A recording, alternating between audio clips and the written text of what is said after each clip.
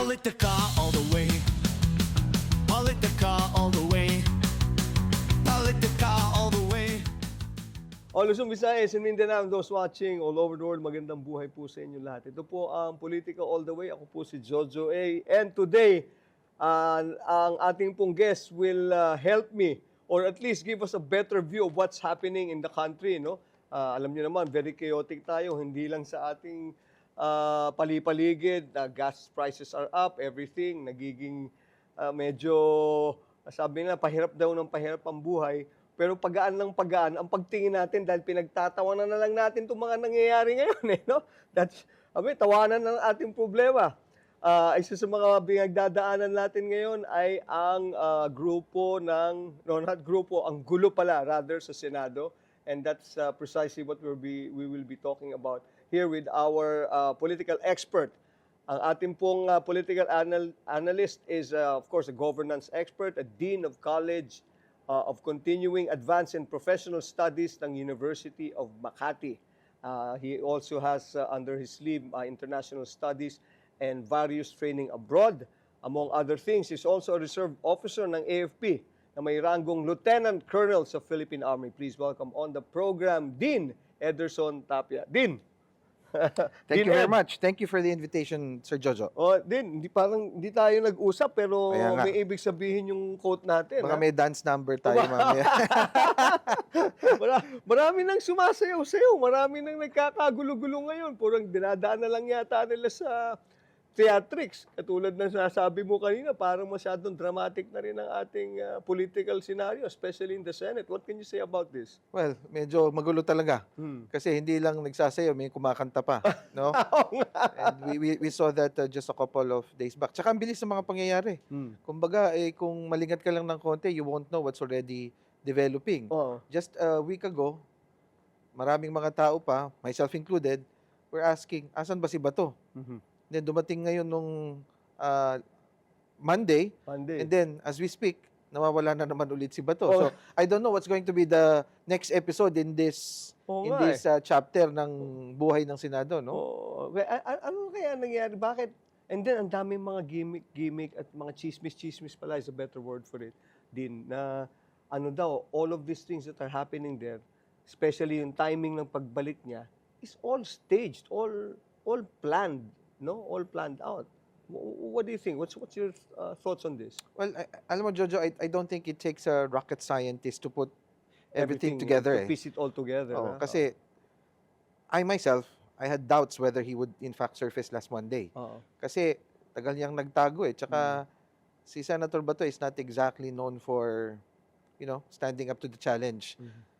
So nung nandun siya, nagulat ako. And obviously, it was really connected with the impeachment. No matter how we, frame it as internal political alignment, parang hindi ka panipaniwala eh. Oo. And so they got what they wanted. They Yeah. had a change in leadership in the Senate at nung nakuha na yung gusto, ngayon medyo nawawala ulit si Bato, no? So medyo magulo talaga. Din, yung nasabi mo kanina, let me just para mahimay-himay lang natin ng konti para magkaroon sila ng personality background also. You mentioned he's not known really to step up and face the challenge and face the music. Yeah. Although kumakanta siya, sabi mo nga. Oh, kumakanta, literally.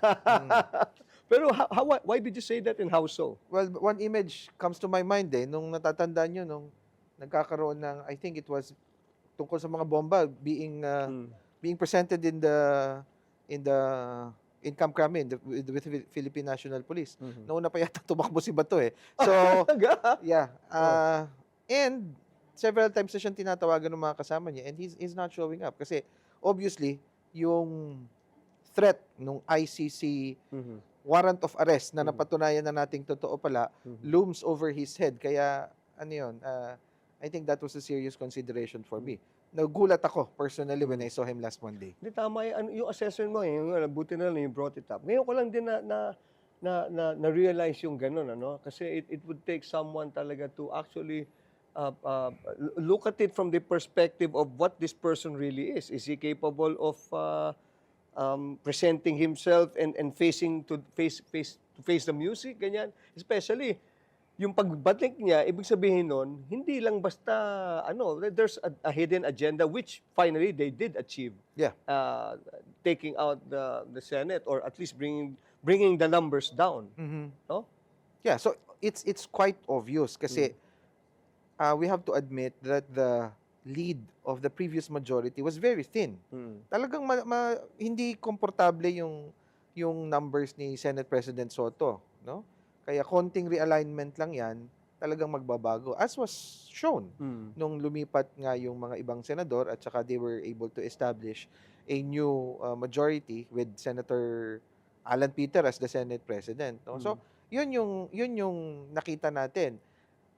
Unfortunately, sana my expectation is kung talagang ang sinasabi ni Senator Bato ay he wants to remember there was a reporter from Channel 5 who asked a very important question, si Mean Los Baños.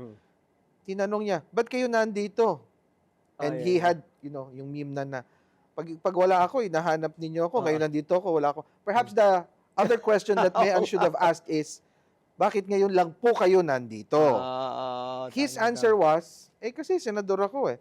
True, you were a senator, but you should have been here since November, but you've been absent noticeably. No? So that's something that he has to explain. If he's saying that, well, I don't believe in the ICC, don't jurisdiction, etc., etc., then why all of a sudden biglang nagsulpot? Because there was an objective, and the objective is to change leadership in time for the impeachment of Vice President Sara. Bring the numbers down, as we mentioned kanina, bring the numbers down na just in case magkatuluyan ng impeachment, which was na sa lower house, di ba? Yeah, and it was already transmitted yesterday habang habang nagkakagulo sila doon sa Senado. It was already transmitted yesterday. So, question now is, ano na mangyayari? Siyempre, there's a new majority. Of course, sabi naman ni Senator ni SP Cayetano, he made the commitment to convene the impeachment court forthwith. Forthwith. Okay? So titignan natin yan. I don't know what it's going to happen. But more than convening it forthwith is the level of objectivity that we could expect from that court. No? Kaya medyo, when I was asked about this, ang sense ko is that it will become more difficult for the prosecution to establish their case given that the terrain is not exactly friendly to them. Well, very interesting yung sinabi mo na one, forthwith. Two, Senator Cayetano na bigla-bigla na lang naging SP ulit, which we all know is very, very close to the Dutertes up to now. Di ba? Hindi ko lang alam din kung ang kanyang main objective is to, kasi medyo magulo din mag-isip itong si SP Cayetano no? Meron chismis akong narinig na he will be on top of the situation pag nagkataon. He has alam naman natin that he also wants to run for a higher position one of this election soon, no? So you think there could be more a deeper when it comes to the political scenario of the present Senate presidency? Well, let's just I just want to you're the one that's expert here. Well, let's just put it this way. I think I would not be surprised if running for a higher position is still part of SP Cayetano's ultimate goal or long-term goal. No, he's done that before. He's run for vice president under the ticket of former President Duterte. He lost, but alam natin merong ganung objective. But I think in the immediate future, what is important, I think, based on what we've seen so far, is his relationship with the Duterte. Sa akin, hindi yan mahirap patunayan based on the developments that we've seen so far. So yan ang sa tingin mo these things that will be happening soon, yung impeachment, will there be an impeachment or this will be an impeachment just so we can say that he can say that, sige, I'm not being biased to any political party or political family. Yes, let's have this impeachment. Pero ang kanyang will be leaning towards the of course leaning towards The acquittal. The acquittal. Okay, let's just say ganito. My sense is, I'm almost certain they will convene the impeachment court. Okay? Whether it's really forthwith or reasonable forthwith or whatever kind of interpretation ng forthwith nila, they will have to convene it. Kasi it's too bad ang Oh, optics that- niyan yeah, kung that's- hindi nila oo, i-convene eh. Ang question lang is, of course, kung ako medyo malisyosong mag-isip, will they immediately move for a dismissal of the case? Na-impeach nga. Remember that they did that in the first impeachment case. Tinapon nila virtually yung case But against because of technicality. because of technicality. But Yes. you know, that's something that they can come up with. Again, although sa observation ko, mukhang sinunod talaga ng House of Representatives very Oo. precisely Yeah, yung very precise. yung mandato na sinabi ng Supreme Court, no? Na magkaroon kayo ng probing questions, etc. Kaya medyo kumaba yung proseso sa House eh. Right. So, so they're going to convene and of course they would do their best to control the flow of the trial. But this is the problem now. When Senator Bato was there, physically there, they had a clear majority, kahit very thin. It's just 13, but it was a majority. Ngayon, medyo missing in action na naman si Senator Bato. If the impeachment court, if and when the impeachment court is convened, wala na sila nung so-called majority nila. Kasi wala na nga si Senator Bato. So, medyo they cannot control the flow of the impeachment trial easily as they would be able to kung kompleto sila. So hindi parang kumbaga short of saying parang they will not have the numbers that they. Pero will Bato make a difference with just one vote? Almost certainly. In fact, his vote was very critical in electing SP Alan, no, which requires 13 para sa kanila. So yung ganyang botohan is very, very critical, I think. Kaya yung presence niya or absence niya would really matter pagdating na sa numbers game. Believe din ako kay kay Senator Bato kumbaga siguro this thing that happened, Dean Ed, cannot be just a whimsical thing on their part, di ba? Ito hindi to on a whim eh. It means they have been thinking about this, planning on this for quite a time already. Certainly. Hindi yan, Kwan.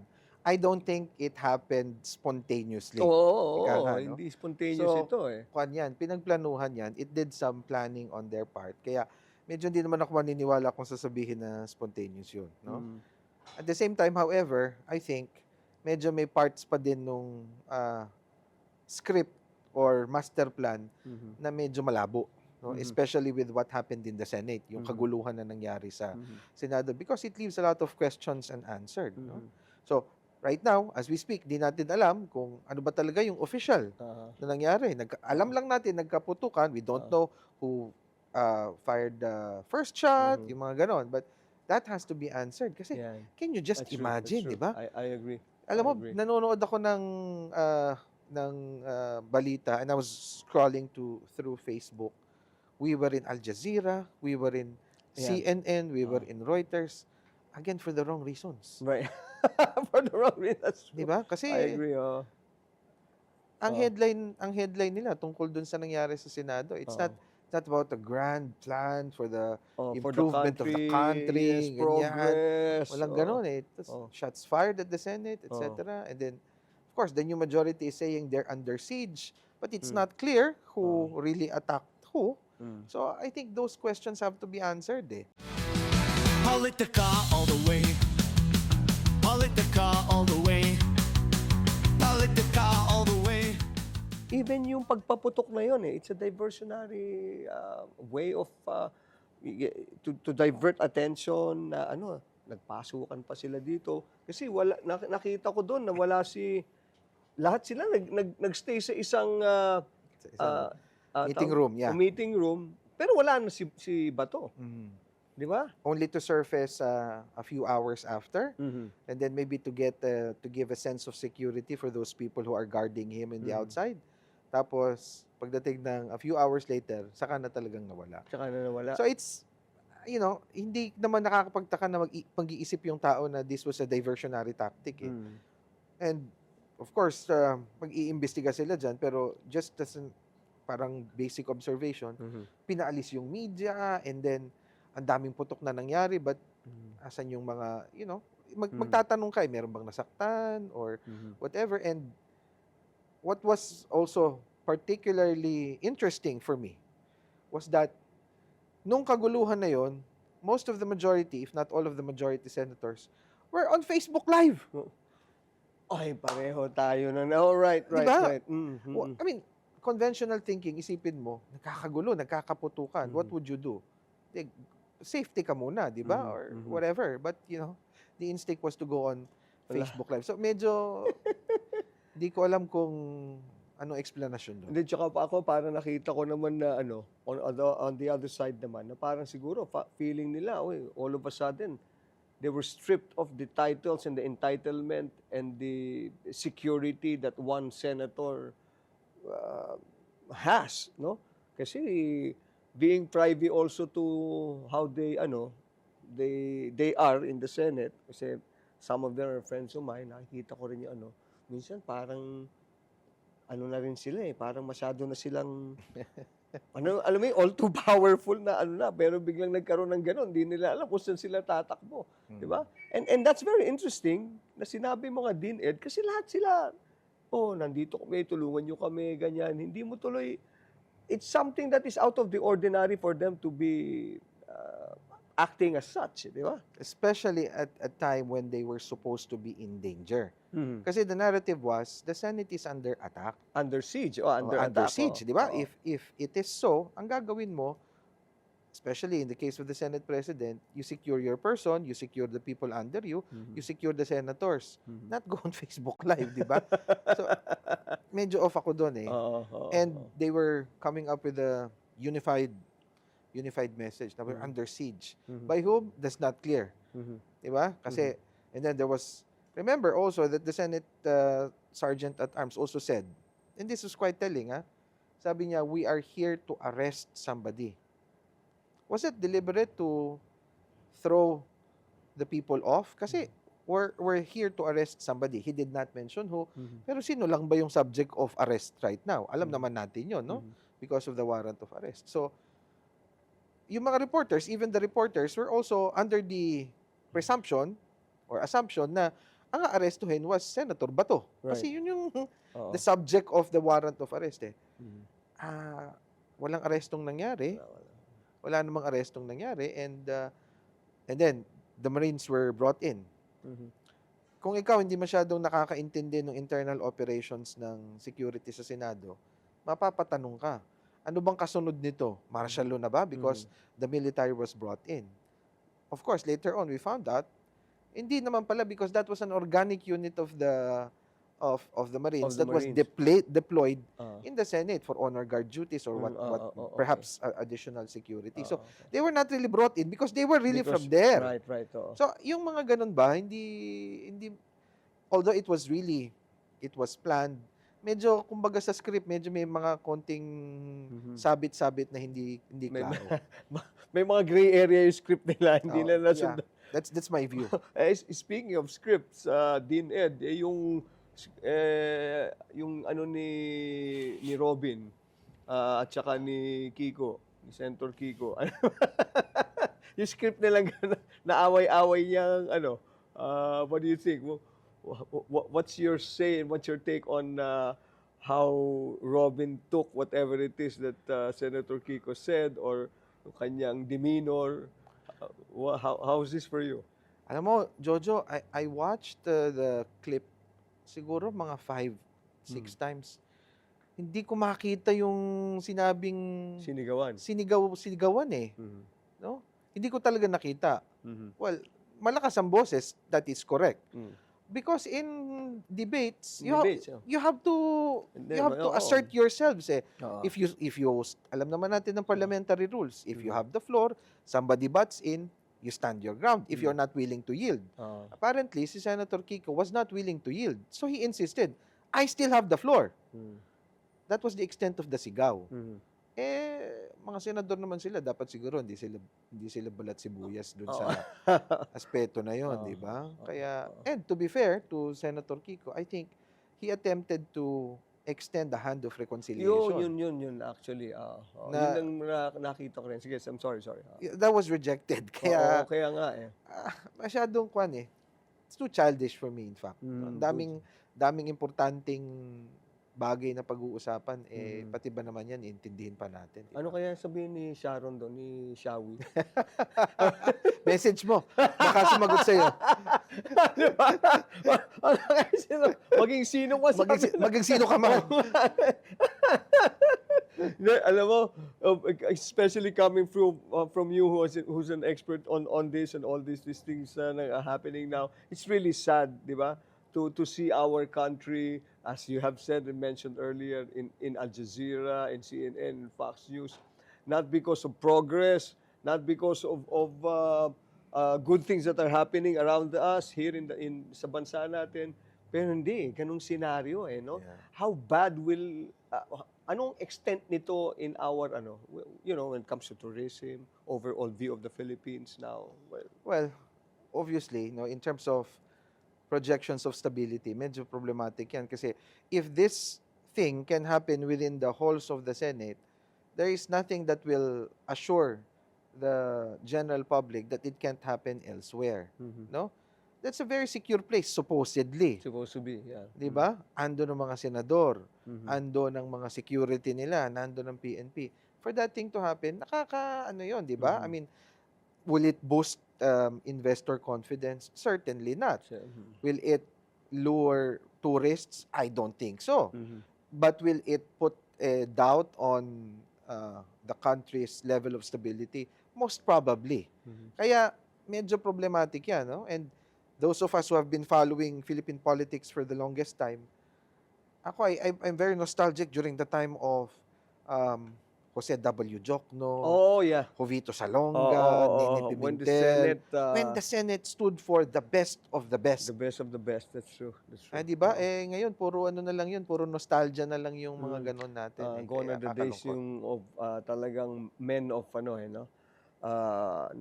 I'll just put it on a different angle. Men not of mediocrity. Yeah. Di ba? When we had great statesmen, great debaters, Yeah. learned in law, di ba? Pero ngayon And there was Jojo, there was an element of civility. Even Yes, that's those correct. coming Statesmanship and civility. from different political persuasions. Okay lang naman magbakbakan tayo dyan but nothing personal, di ba? I mean, it's really just work. Ngayon, I don't know. O tsaka ano pa I don't know if you'd agree with me, Dean Ed, no? Parang ngayon nakikita ko the one of the main problems that I see sa Senate is parang it's like a protective film for each other not just so it's like wala na yung of legislation, wala na of public service. I'm here to protect you if you are in my party. I'm here to protect the interests of my political party, of my friends in this Or my family. or my family, di ba? Ganyan na ang nangyayari. Well, unfortunately, I think that's a very valid observation. And perhaps there are a lot of explanations to that. Number one, one of the explanations would be our over-reliance on personality politics. No? We just vote people on the basis of their so-called popularity. Yeah. No? Number two, konektado din dyan is the lack of proper political parties in the Philippines. Wala man tayo political parties na talagang so-called really legitimate. It's very easy to shift from one political party to another in the Philippines. And so, kung saan ang mayroong political party and the political parties legitimate, stand for valid views on certain issues, then perhaps mas makikita natin yung commitment towards certain legislative agenda. Ngayon, anything goes. So, hindi natin alam kung ito ba ay gagawin ko dahil it will save my family from being, lugi sa negosyo, or it will help my party mate escape kind of liability. And I think nakakalungkot yan kasi just look at the surnames. Very, very you know, Yeah, I know. Kaya nga medyo...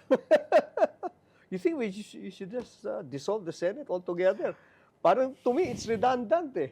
Parang, you have representation of all the areas in the country, you know, and then you have another, you have legislations or legislators or representations at large uh-huh. na who's supposed to be doing the same thing.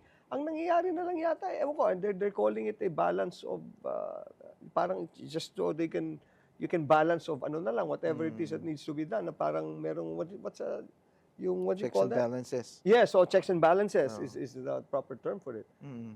Do you think we still need, you know, from your POV, do you still need, or let's just dissolve the Senate altogether? Okay, it's very tempting to agree with you, no? Because of what's happening right now.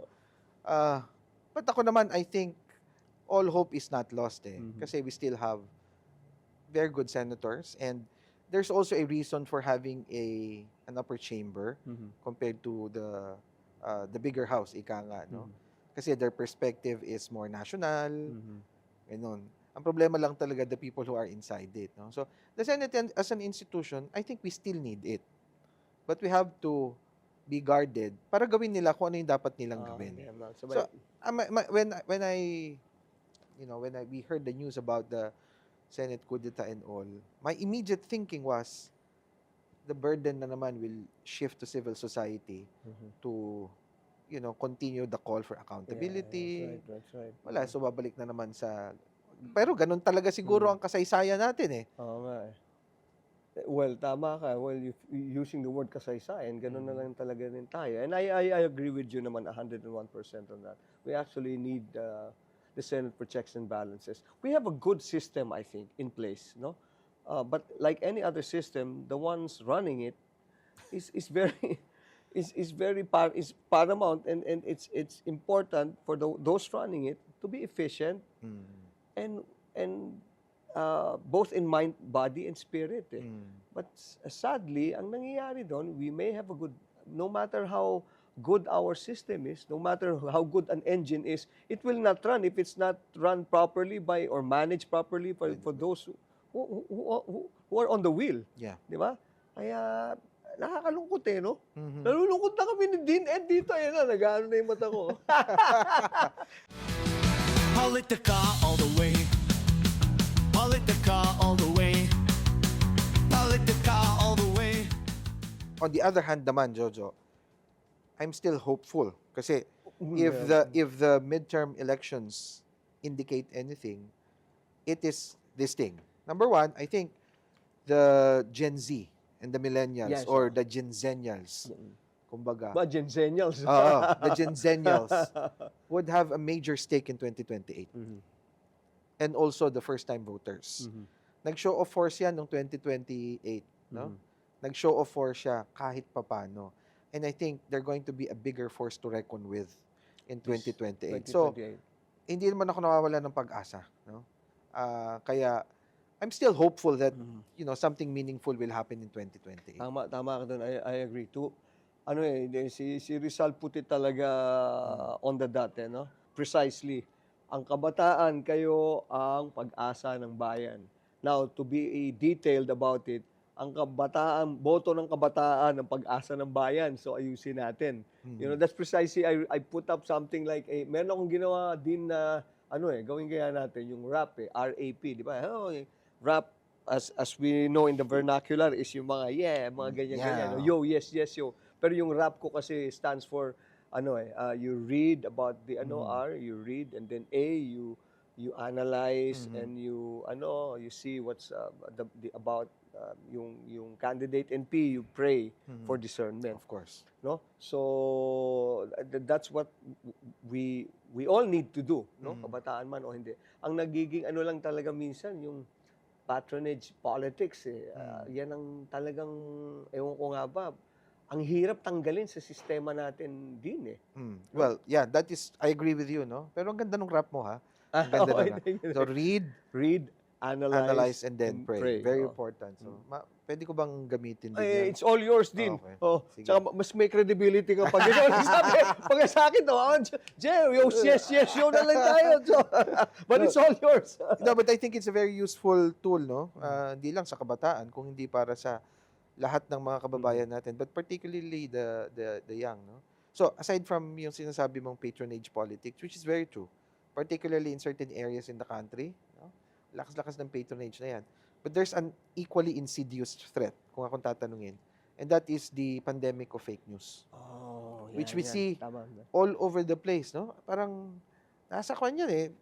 If you're a user of social media, as most Gen-Zennials are, you consume your news from what you see on TikTok and mga ganon. And then, without the reading part, without the analyzing part, and without the praying part, maniniwala ka eh. Sure. Di ba? Maniniwala ka. And problema pa ngayon, dagdagan mo pa ng AI. Everything is, Oo, especially with this advent of AI, ano? di ba? Oo. And everything is very easy to manipulate. So, doon sa rap mo, yung analysis is very important eh. Kaya ako, I continue to teach. I tell my students that, alam niyo yan, dapat, whatever course you're taking, yung critical thinking is something that you should always carry with you even after the semester is over. Kasi kahit saan ka magpunta, dapat dala-dala mo yun eh. No? And yung critical thinking is very close to your analysis. Oo. yung A mo. Oo nga. Hindi, pero, sometimes, especially our, ano na tayo, as my father would always put it, we are at that stage na, if at all we can entirely give it to the younger set to run everything, no, we would eh. But of course, we have to give credit to wisdom that we possess. Kaya lang talagang at the rate things are going, when you see these things happening around us, parang gusto mo na lang, oh man, Yeah. walang-wala ka ng parang ano ba nangyayari dito? Parang meron pa ba tayong pag-asa? Kasi ito na rin pinag-uusapan natin some 30 years ago, di ba? Yeah. Yun. I'll go back to my answer earlier, Jojo. Nasa kabataan. Kasi, while many of us are kind of jaded, no? Kasi, ito na naman tayo, here we go again, hindi na tayo natuto, we keep committing the same mistakes all over again. You know what? The Gen-Zennials are very engaged. As a matter of fact. So, hindi totoo yung mga chismis or yung mga agam-agam that this is a very disengaged generation. That is not true. That is not true. They're just bombarded with a lot of distractions, mainly fake news and the things that you see on social media. But they're very engaged. They're very involved. So, I think it's also important that, ang role ng academe to put more rap into their lives, and also the role of mainstream media, because guys, you're the only one that's really holding the fort. Ika nga. Just, nangyari doon sa Senado, conflicting accounts, merong pang imbes na magpakalma ng mga taong bayan, would just say, many people are dead. That's not verified, That's right, but that's all over social media. So, where's critical thinking there? Where is the analysis part there? Kaya, I'm convinced that yung part na yon is, although nakakalungkot, there's still a lot of hope that we can look forward to sa mga kabataan. And that's very interesting na sinabi mo na na mas marami lang talagang tawag dito mga Distraction. distraction sila. Fake news. Fake news. Hindi katulad nung time natin, ang mga distraction lang natin, wala namang Certain tabloids lang. sir.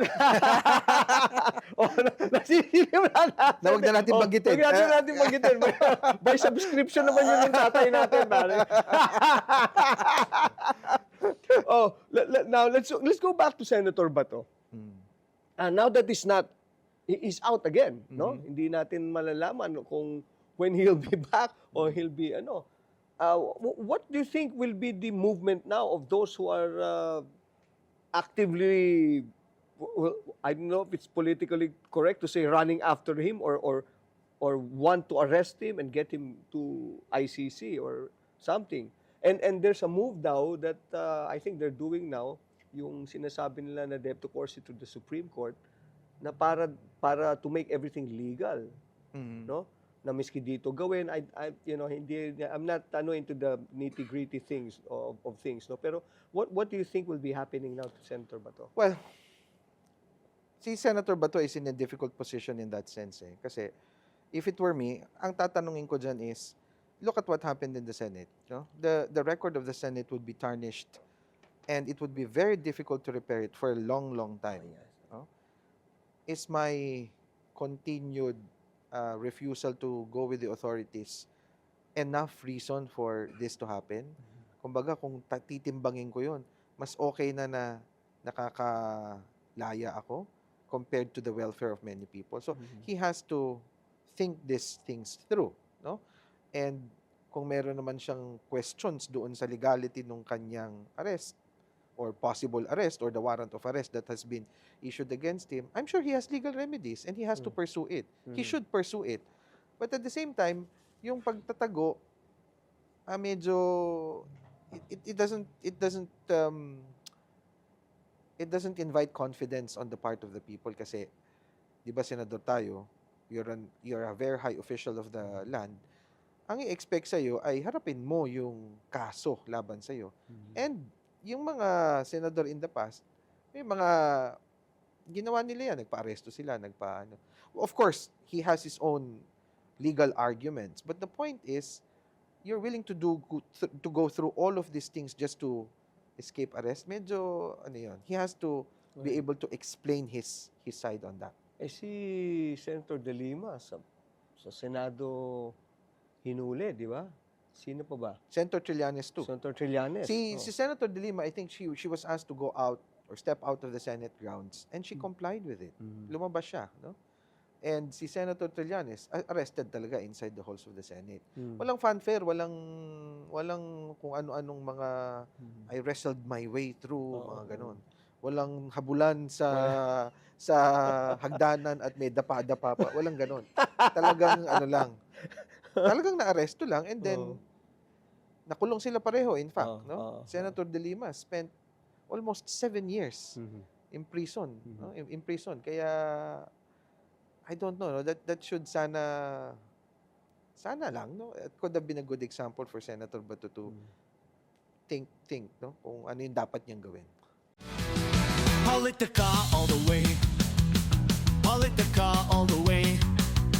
Politica all the way. Is it working out for the Vice President, for Sara? Or do we have, like they said, like mga Gen-Zennials now are they're the ones na merong naiisip na parang mali yata itong hindi si Sara, ano ba to, ganon, di ba? Mukhang mas nakakapag-isip sila and it's going to be working out better for either for the camp of Bongbong, which could be could be the pink or the blue or Whatever. What do you think on the whole for this? Okay, I think things are difficult and problematic for the Vice President now. Kasi remember that she's the only one who has made the announcement that she's going to run in 2028. Wala pang iba. Siya pa lang. And historically, if a candidate makes an announcement, there's a historical bump in the ratings, no? That did not happen eh. That did not happen in the case of Vice President Inday. And as a matter of fact, either nagplateau or if you believe some surveys, bumaba pa. The latest surveys, in fact, would show in the latest Octa survey that toe-to-toe, if it were a hypothetical situation, na ang katandem ni Vice President Sara ay si Senator Amy at ang kalaban nila ay si VP Lenny and Senator Tulfo, the Lenny-Tulfo tandem would lead by about 4%. So that's interesting development, And I think my sense is the proceedings in the House further put her numbers down. Not as dramatic as one would think, pero slowly. Kasi at some point, her ratings are maybe about 60+%, almost inevitable eh. Kaya kung ikaw, kumbaga, tumataya ka sa mga odds, mukhang talagang siya yung super liyamado at that time.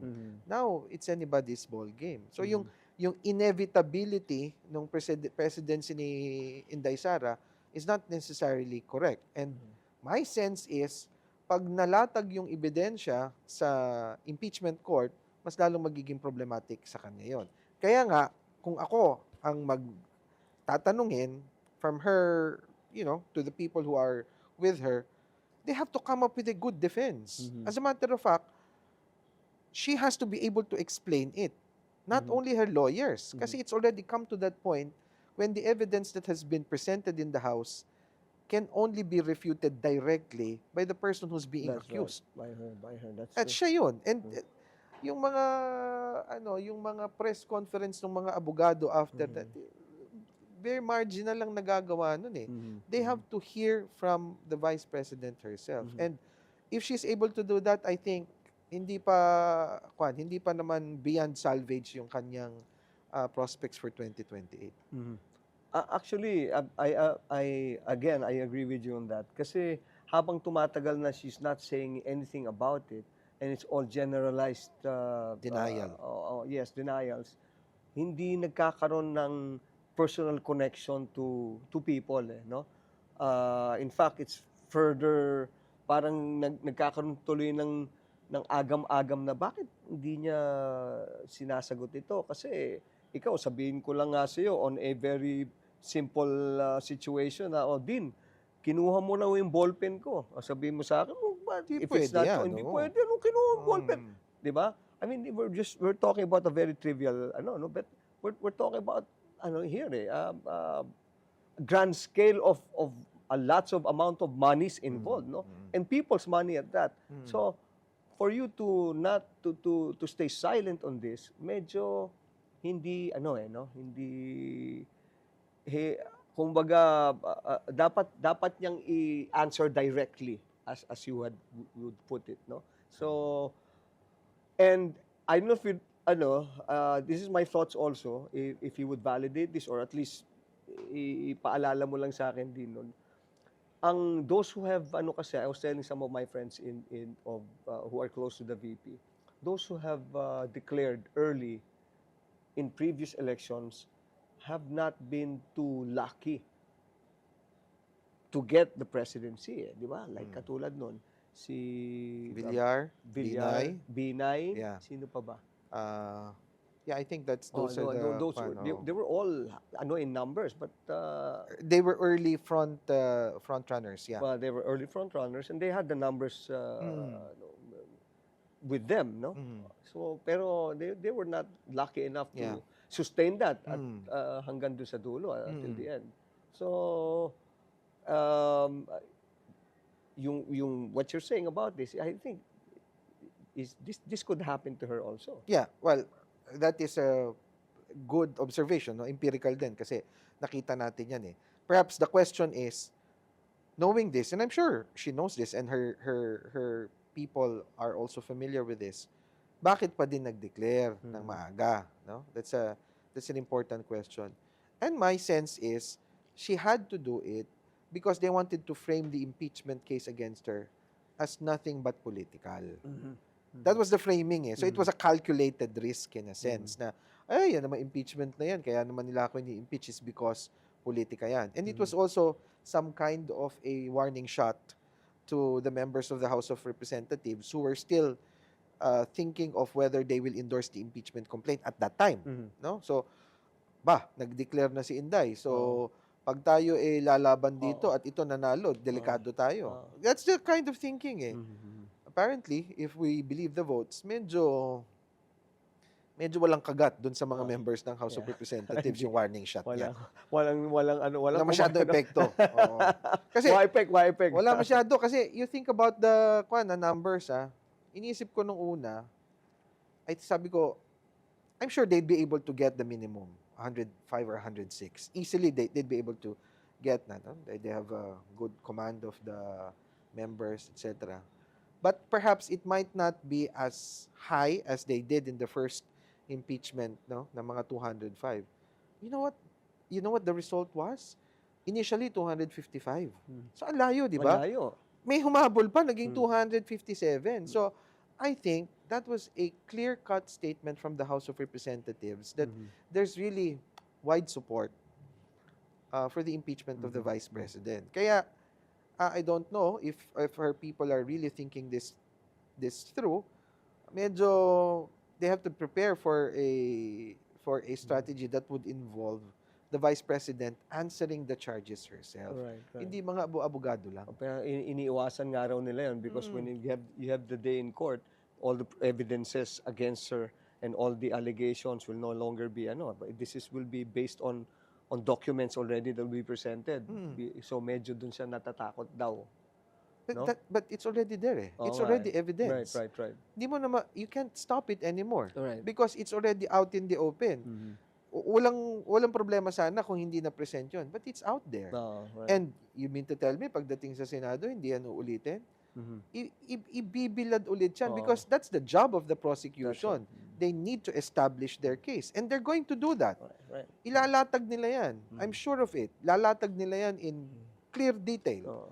Dedetalya nila yung mga so-called transactions, yung threats. Well, yung threats, nakita nating lahat yun. Pero yung financial, yung AMLA, yung financial transactions, yun ang bubusisiin nila ng gusto at ipapakita sa tao.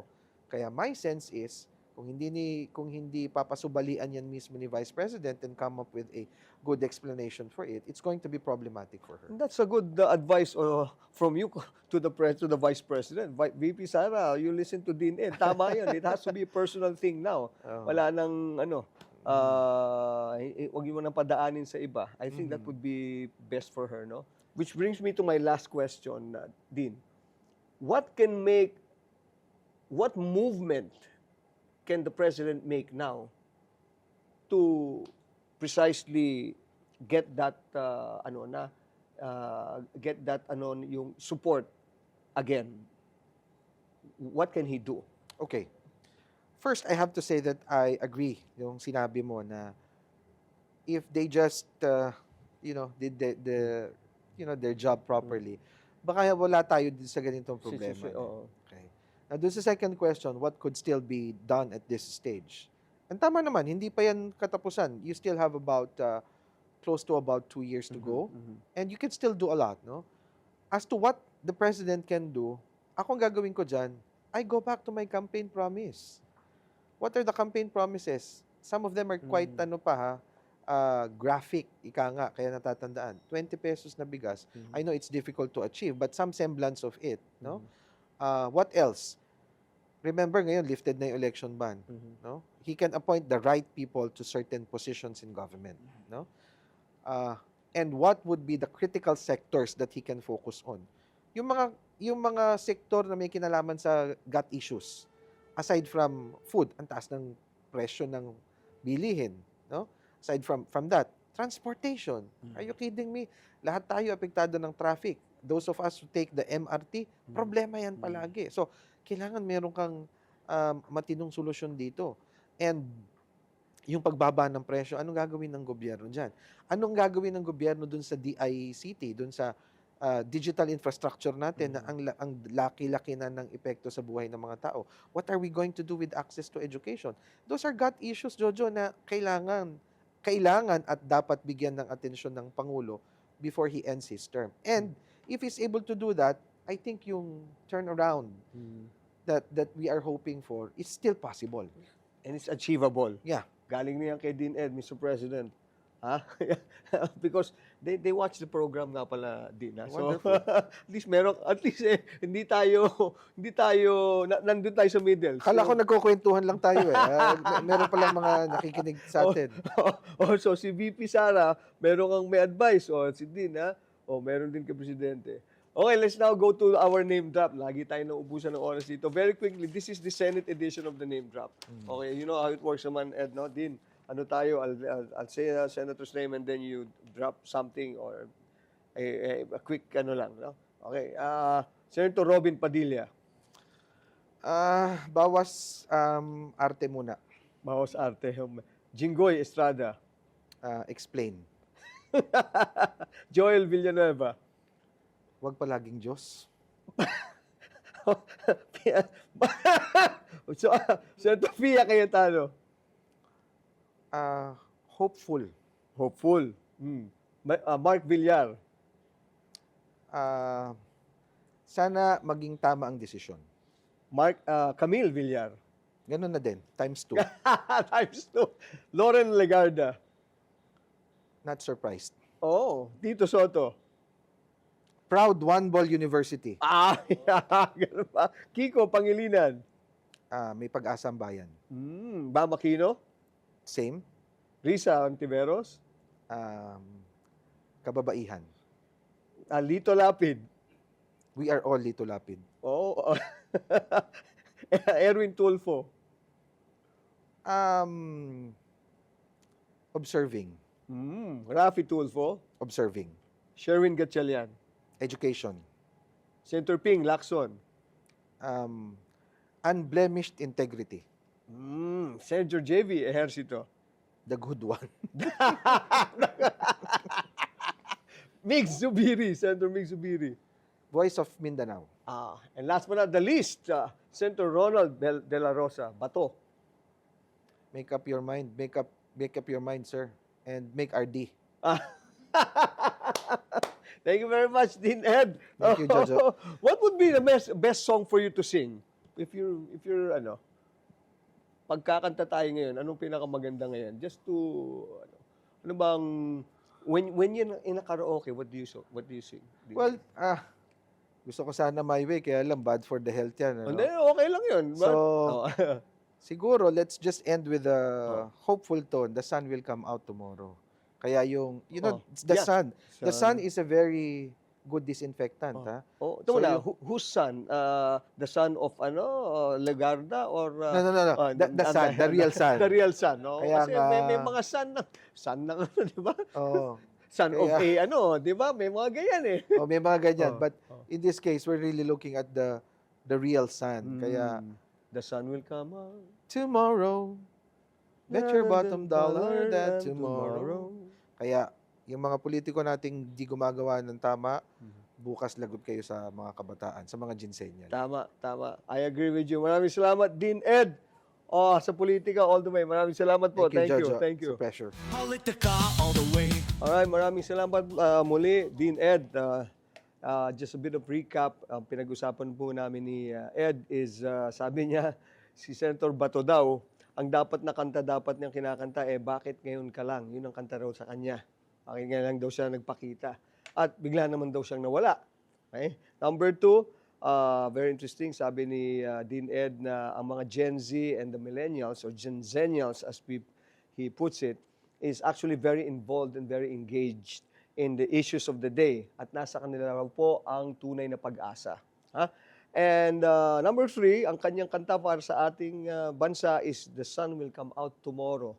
So there's still hope for the country, and we should never lose that hope and love for this country. Diyan po nagtatapos ang politika all the way. Lagi po nating tatandaan, diskusyon po lamang, hindi po to away. Opinion, hindi personalan. This is Jojo A. Peace and love. Politica all the way. Politica all the way. Politica all the way. Politica